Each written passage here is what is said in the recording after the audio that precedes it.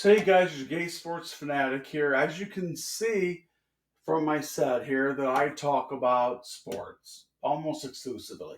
One exception was in October when got an early sneak peek of The Joker 2, and I had to go on and tell everybody, don't go see this movie. It's terrible. But today I'm going to focus on three Christmas movies that might not be on your list to watch.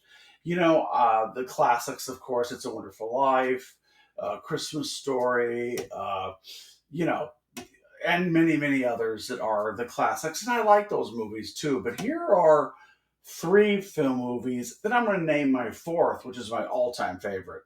But I'm going to name three movies. Two of them you're probably going to know. A third one, I guarantee you'll never know. So let's start off with my first choice. One of my favorite Christmas movies, I never miss it, is Bad Santa, and that's with Billy Bob Thornton. This movie is hilarious, although a little politically incorrect. It's a different take on Santa. So for those of you who have seen it, you probably know what I'm talking about. But I watch it every year. And Billy Bob Thornton is this alcoholic womanizing. He's the last person on earth to get roped into playing Santa, but he does.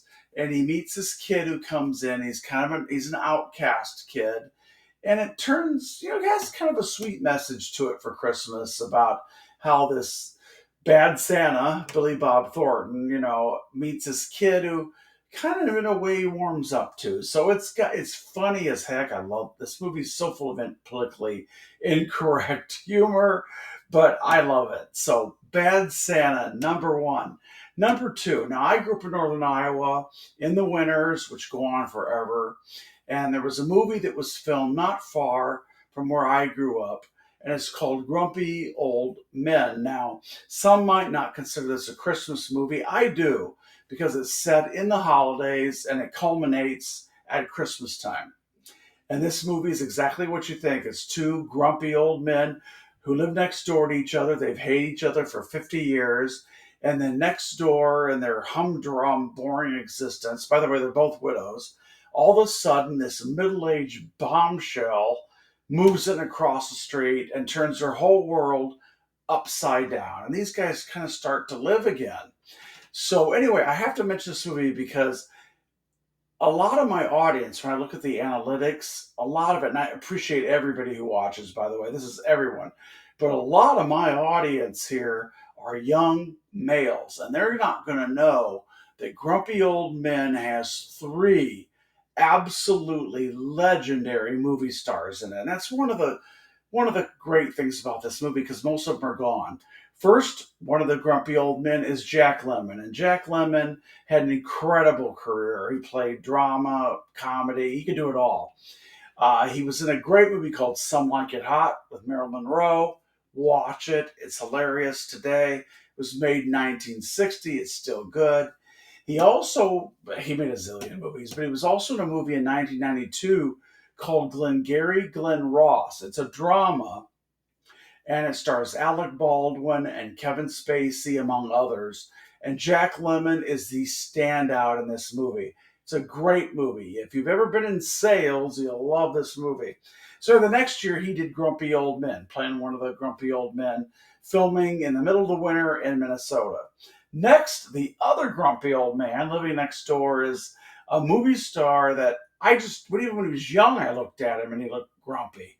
And that's Walter Matthau. He just makes me laugh. So Walter Matthau was in the first movie that Jack Lemmon and Walter Matthau ever made together. They made 6 movies together. And a little side note, Jack Lemmon and Walter Matthau were best friends for decades. So they made this movie called The Odd Couple. You might have seen the TV series. So, it's about two guys that are bachelors that end up living together, and they're nothing like. One's a neat freak. Walter Matthau strains spaghetti through a tennis racket. They're nothing alike at all. So anyway, Walter Matthau also went on to see a movie all of you should watch. It's called The Bad News Bears. It would never get made today. And Walter Matthau is once again, grumpy, drunken, cussing. He is the coach of a little league baseball team, and this is in the mid 70s. And this movie's hilarious. But again, they wouldn't make it today. It's politically incorrect. Wouldn't get made.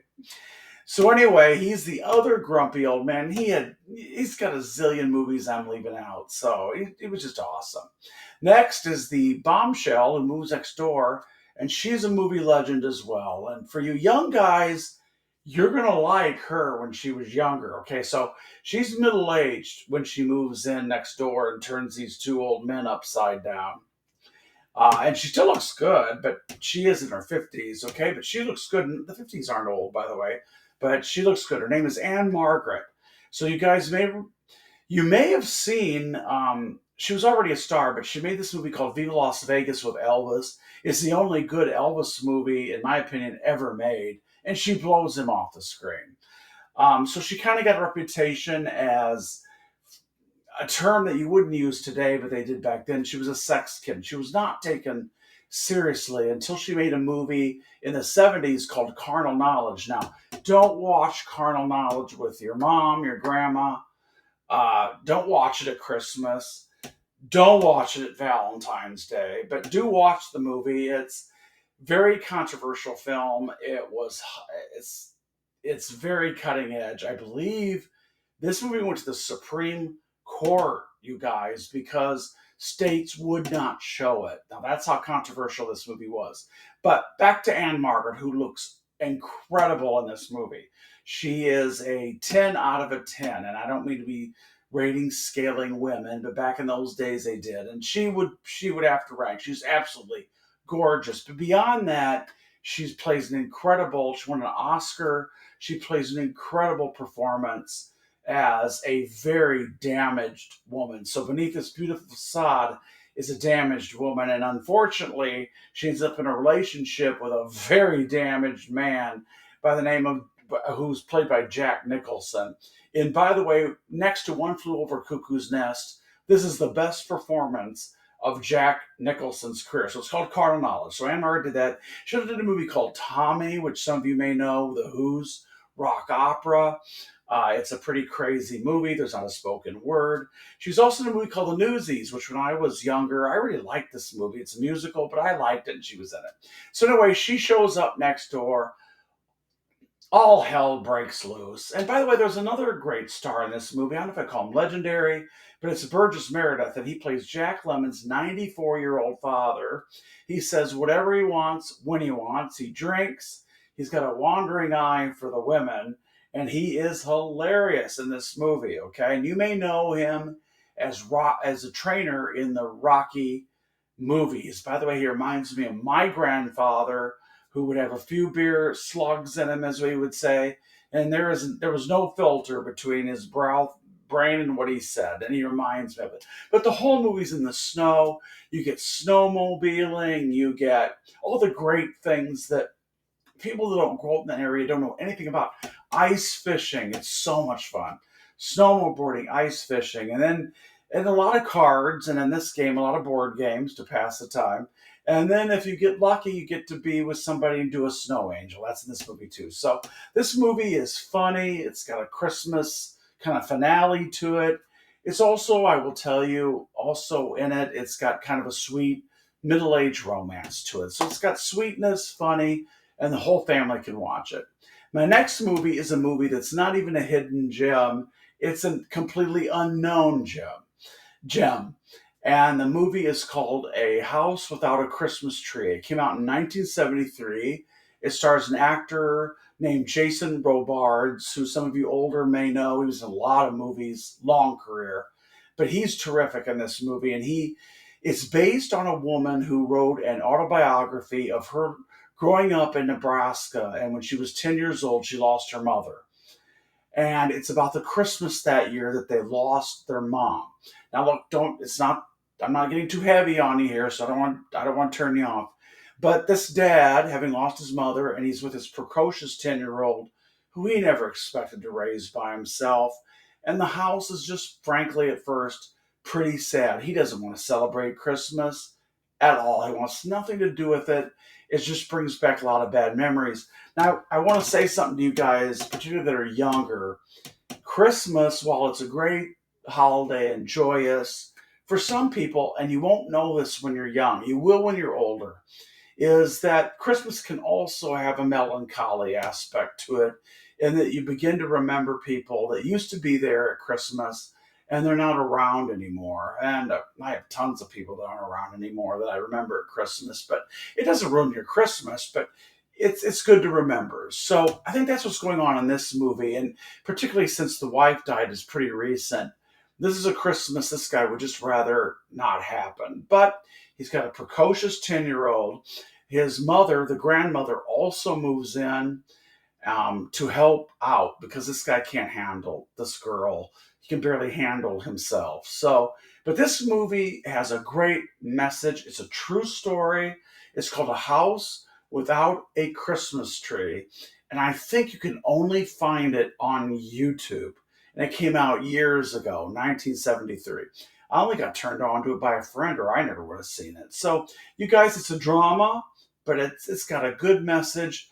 Watch it if you want to watch something a little different.